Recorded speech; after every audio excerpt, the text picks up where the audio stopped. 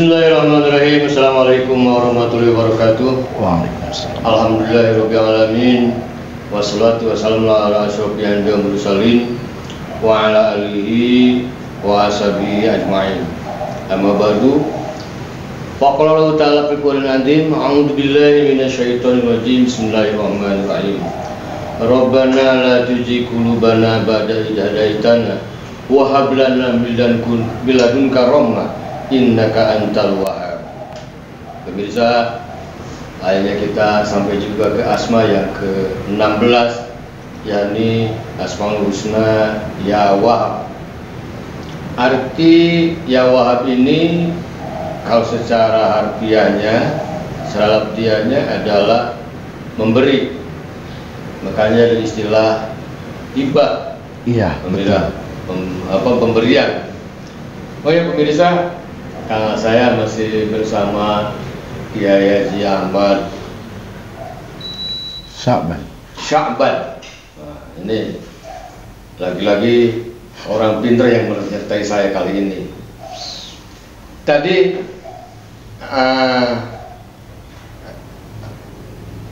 makna secara harfiah adalah yang mau memberi, dan kalimatnya pun dalam bahasa Arab itu diambil dari kata hibatan.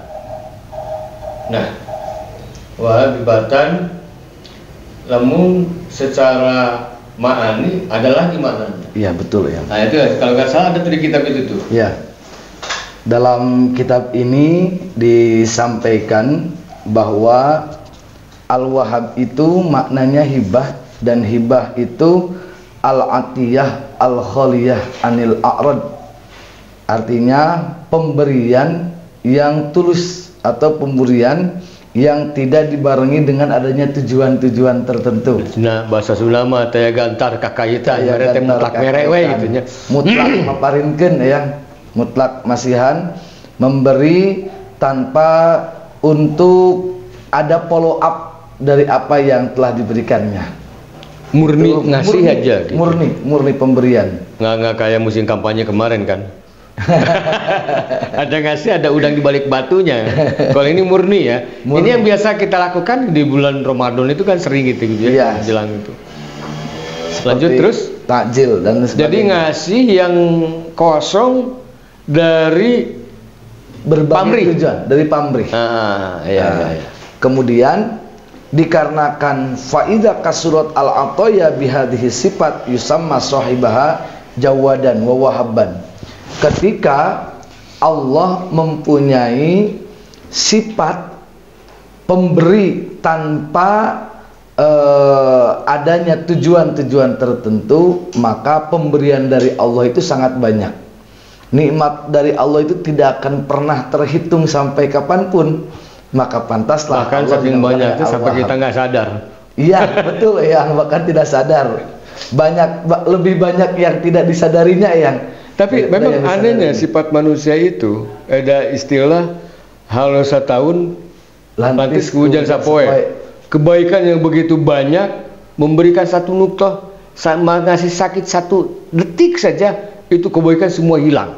Iya, betul. Jadi kepada Allah juga begitu, kebanyakan orang itu lupa akan pemberian-pemberian Allah. Iya. Nah, mata dengan melihatnya, ya, telinga dengan pendengarannya. Karena juga banyak orang punya mata nggak bisa melihat, betul.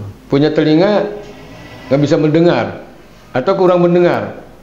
Ini ya nggak ada yang bisa kita mengelak dari nikmat-nikmat yang diberikan Allah kepada kita ya. Ya, karena memang Allah itu banyak pemberiannya sehingga asmanya itu jadi Al-Wahhab. Jadi dari hibah, karena banyak hibahnya maka Allah namanya Al-Wahhab.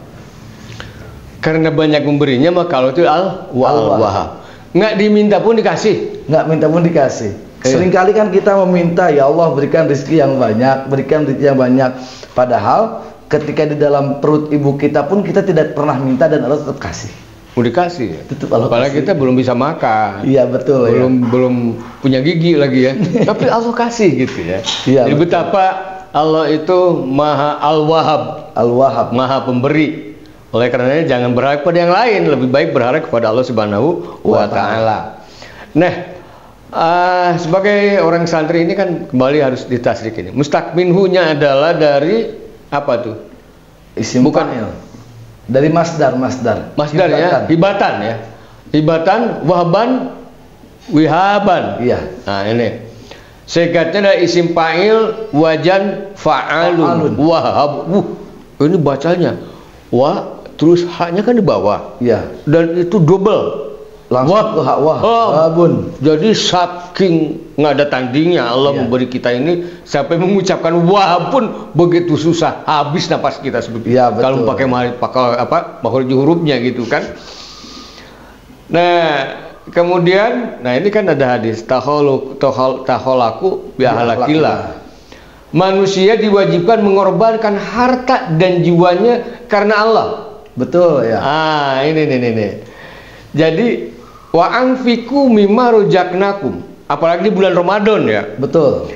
Di bulan Ramadan ini ada banyak keterangan yang begitu hebatnya kalau kita bersedekah di bulan Ramadan. Ada manfaatnya, lalu dalilnya kita coba simak ya. Sedekah itu, istilah sedekah kan bahasa Arab ya. Sedekah berarti kebenaran ya. Sidik ya berarti kebenaran. Dan menurut kamus bahasa Indonesia, sedekah merupakan aktivitas pemberian sesuatu kepada fakir miskin atau yang berat menerimanya. Jadi kalau Al-Wahhab, Allah itu ya, tanpa batas, tanpa pamrih. Tapi kalau kita ini menjadi pemberi, ya sedekah. Nah, di bulan Ramadan ini ternyata ada beberapa hal yang sangat istimewa. Pertama dalam surat Al-Baqarah ayat 271.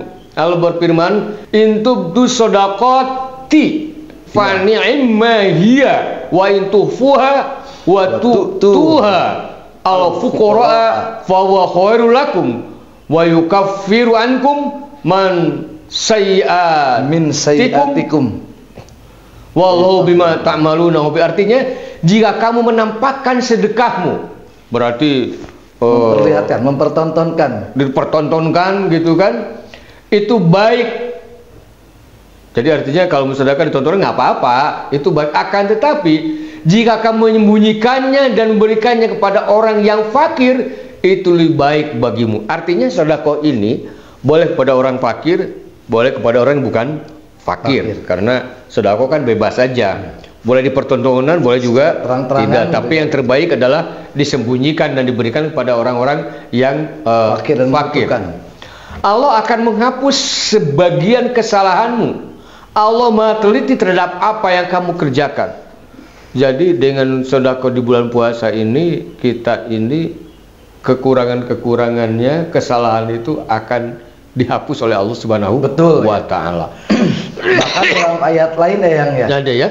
Ketika kita berbicara tentang Al-Wahhab, kemudian kita dituntut, ditaklif untuk berakhlak seperti yang Allah lakukan, maka kita pun harus senantiasa memberikan yang kita miliki, nyawa sekalipun, ilmu dan tentunya harta untuk orang yang membutuhkan. Bahkan Allah berfirman, "Infiru khifafan wa thiqala." Berangkat dari mulai yang berat, yang ringan, wajahidu bi amwalikum. Jihad yang pertama itu bi amwalikum, bukan untuk harta, tapi berjihad dengan harta ya. Jahidu bi amwalikum wa anfusikum. Berjihadlah kalian dengan harta-harta kalian. Karena akhir-akhir ini ada juga orang jihad karena untuk amwal ya. Iya, jihadnya bukan fisabilillah tapi malah fisabilillah infak. Ya betul ya. Yang seharusnya yang seharusnya wajahidu bi amwalikum, bukan fisabil ini Pak. Wajahidu bi amwalikum fisabilillah gitu ya. Mestinya wajahidu bi amwalikum wa anfusikum fi sabilillah. Seharusnya fisabilillah. Nah, pengertian sabilillah ini kan dalam perjalanan Allah, artinya mungkin termasuk pondok pesantren ya, lembaga pendidikan masuk nggak itu? Iya, berbeda pendapat para ulama tentang hal itu. Ketika ada satu kata yang disandarkan kepada lafaz Allah, itu biasanya disesuaikan dengan menyimpan makna yang dimuliakan. Di antaranya fisabilillah itu jalan-jalan yang dimuliakan oleh Allah. Dan di antara jalan yang dimuliakan oleh Allah itu adalah lembaga pendidikan ya. Dunia itu keilmuan. Salah satunya karena itu adalah artinya kalau kita sebut pesantren itu nggak ada salahnya. Nggak ada salahnya, nggak ada salah. Meskipun sebagian ada yang menyatakan oh itu tidak bisa, tidak termasuk. Dan meskipun ada lagi yang termasuk karena ini termasuk furu'iyah gitu ya. Iya. Dan ini pengertian wajah itu juga selalu bertempuran fisik saja ya. Iya. Malah kalau lihat dari kamus, saya pernah melihat di Mutarsoha. Jadi wajah itu semangat, serius, gitu, serius, nggak main-main gitu. Dan Rasulullah juga ini untuk sedekah atau apa tadi berbuat infak ya. Infak, sedekah di bulan Ramadan ini dari Anas. Qila ya Rasulullah, ayu sedaqatin afdal. Anas bertanya kepada Rasulullah, ya Rasulullah, ayu sedaqatin afdal? Ayu sedaqati afdal, apa sedekah yang terbaik? Iya betul. Nah, kata Rasul qala sedaqatun fi Ramadana, sedekah di bulan Ramadan. Jadi sedekah, waktunya sedekah itu adalah di bulan Ramadan. Ini anjuran oleh Allah Kangjeng Rasulullah sallallahu alaihi wasallam. Dan ada lagi hadis yang menyatakan bahwa karena Rasulullah sallallahu alaihi wasallam ajwadan nas wa kana ajwadu atau ajwada ma yakunu fi Ramadan. Artinya Rasulullah SAW adalah orang yang paling dermawan, yang paling bermurah hati di antara manusia lainnya. Nggak ada semurah hati seperti siapa? Kanjeng Nabi Muhammad SAW. Dan ia semakin dermawan, berlebih dermawan ketika berada di bulan Ramadan. Nah ini di sini diriwayatkan oleh Bukhari dan Muslim. Nah pemirsa, sekali lagi pada kesempatan ini kemarin para santri alhamdulillah mendapatkan ada banyak bantuan untuk takjil, untuk berbuka. Santri kami yang 7.000 ini alhamdulillah semua kebagian kurma. Terima kasih kepada Bapak dan Ibu yang telah bersedekah di pesantren kami.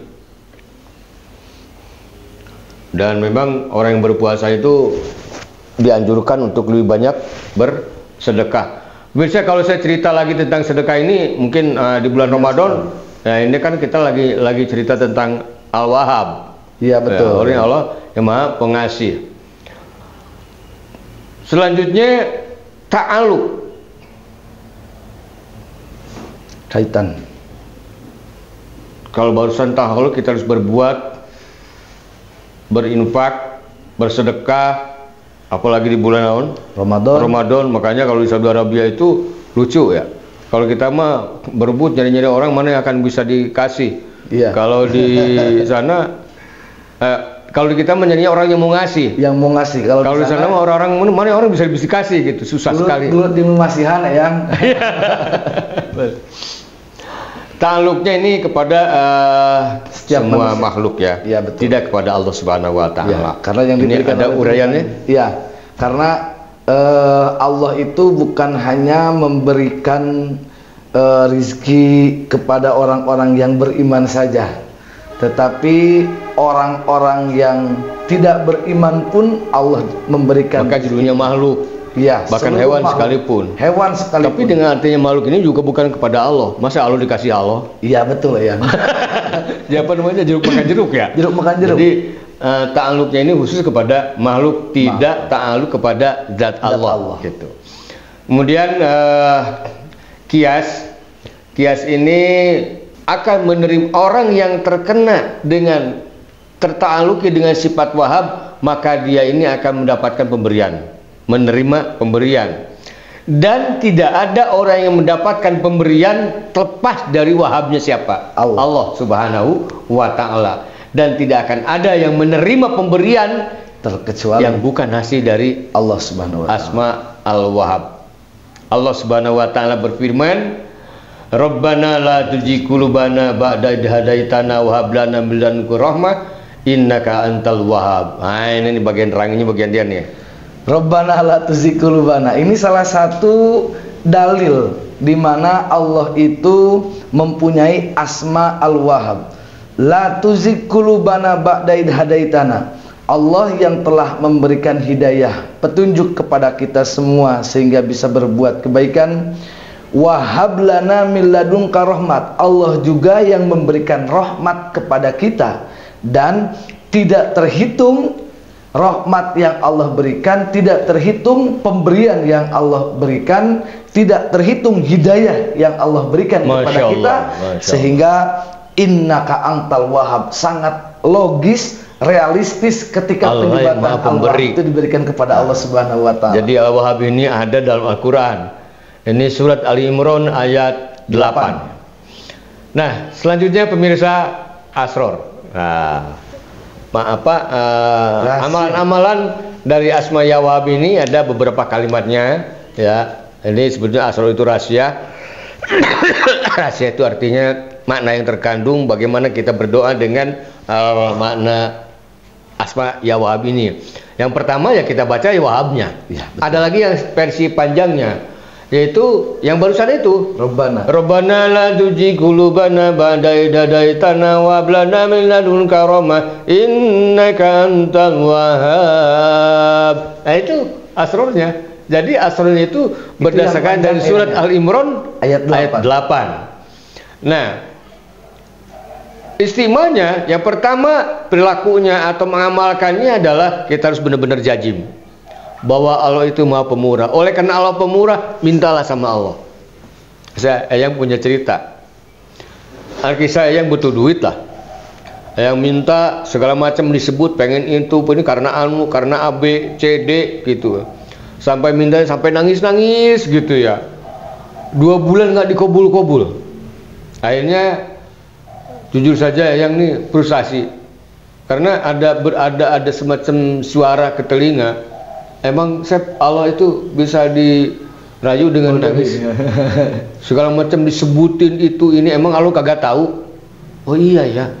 Wong saya menyampaikan apa dalam hati pun belum sampai 100% atau mungkin 30% juga terucap, enggak bisa terucap. Lalu ngapain? Akhirnya saya nggak doa. Ngapain doa? Allah juga udah tahu duluan. Gitu. Sampai disebut ABCD-nya gitu. Tetapi pada satu ketika saya habis sholat asar waktu itu, saya juga awalnya nggak mau doa lagi, tetapi ada lagi suara seakan-akan gitu. Emangnya doa itu kehendakmu? Doa itu bukan kehendakmu, doa itu perintah Allah. Oh iya, udhuni astajib lakum. Kemudian kalau ini dalam asma wali asmaul husna fad'uhu biha. Oh iya ya. Akhirnya saya berdoa lagi. Ya, saya berdoa ini cuman nggak pakai nangis. Ya betul. Nggak pakai nangis. Juga nggak disebutin segala macam. Pokoknya minta aja. Masya Allah pemirsa, waktu itu juga saya dapatkan apa yang saya harapkan. Karena memang Al-Wahhab ini harus benar-benar kita yakini. Dan sebetulnya apa yang kita mintakan kepada Allah itu dalam sholat itu berkali-kali loh. Ada 8 ya, dalam tahiyat duduk antara 2 sujud itu Rabbi firli warhamni warfani wadurni wadukni wadini wafini wafani 8. Terus habis sholat doa lagi. Ngapain? Kan kali udah. Ya, masalahnya doa itu satu mewujudkan bahwa kita yakin bahwa Allah itu Al-Wahhab, dan kita yakin juga walil asmaul husna fad'uhu biha, dan yakin juga ud'uni astajib lakum. Nah, jadi dibacanya kalau Ya Wahhab itu dibaca 7 kali. Khasiatnya, barang siapa yang selalu membaca Al-Wahhab, Ya Wahhab, Ya Wahhab dalam sujudnya setelah sholat duha, waduh, Ini orang yang nggak pernah sholat duha berarti nggak bisa ini ya. Saya lupa sholat duha. Ya betul ya. Tapi jangan juga sholat duha mulu, sholat fardunya enggak. Ada juga yang kayak gitu enggak. Jadi jangan kalah lah sunat sama wajib. Masa wajib kalah sama naon? Sunat gitu ya. Jadi habis duha, setelah sholat duha lalu dia sujud dan baca ya wahab selama 7 kali, maka ia akan digampangkan untuk mendapatkan kekayaan atau kesugihannya. Kedua, asma al-wahhab yang tadi itu yang dalam surat Al-Imran Surat Ali-Imran ayat 8. Surat Al-Imran ayat 8 itu kalau dibaca sebanyak 7 kali setelah melaksanakan sholat untuk menjaga iman. Alhamdulillah. Pemirsa, ini kata-kata penutupnya. Saya mintakan Kiai Haji Ahmad Syaban untuk menyampaikan kata-kata penutupnya. Terakhir dari asma ya Wahab ini, jangan pernah berhenti berdoa, jangan pernah berhenti meyakini bahwa Allah Al-Ghani, jangan pernah meyakini bahwa kita adalah Al-Muftakir yang butuh terhadap Allah. Bacakan Al-Wahhab di setiap pelaksanaan sholat fardu 7 kali untuk menjaga iman kita, dan bacakan Al-Wahhab di setiap sujud dalam akhir dari sholat duha 7 kali untuk supaya kita menerima apa yang diharapkan. Amin ya rabbal alamin. Mudah-mudahan kita bisa mengamalkannya pemirsa. Amin, ya Allah. Dan nampaknya untuk uraian sifat asma jawab ini cukup sampai di sini. Terima kasih Anda bersama kami. Bila taufiq hidayah. Assalamualaikum warahmatullahi wabarakatuh.